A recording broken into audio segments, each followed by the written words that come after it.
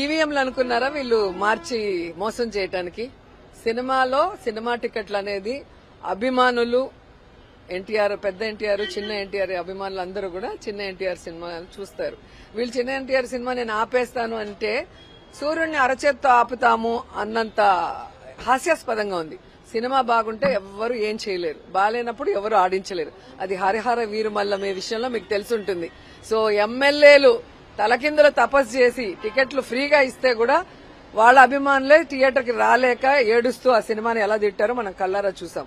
So ఇప్పటికైనా వాళ్ళు తెలుసుకోవాల్సింది రాజకీయం లాగా చేయండి. సినిమా వాళ్ళు చూసుకుంటారు.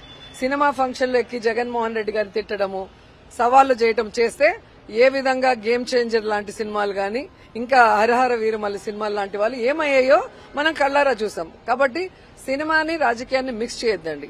జూనియర్ ఎన్టీఆర్ రాజకీయాల్లో లేరు, ఆయన సినిమాలు చేసుకుంటున్నారు. ఆయన సినిమా ఏ విధంగా సూపర్ హిట్స్ అవుతున్నాయి, ఏ విధంగా ఆయన పర్ఫార్మెన్స్ కి అవార్డ్స్ వస్తున్నాయి ఇంటర్నేషనల్ లెవెల్లో మనం కళ్ళారా చూస్తున్నాం. కాబట్టి ఊరికే మైకులు ఉన్నాయి, మా పచ్చ ఛానళ్ళు ఉన్నాయి, మేమేం చెప్పినా వేస్తారు అనుకుంటే చూసే జనం నవ్వుతారు.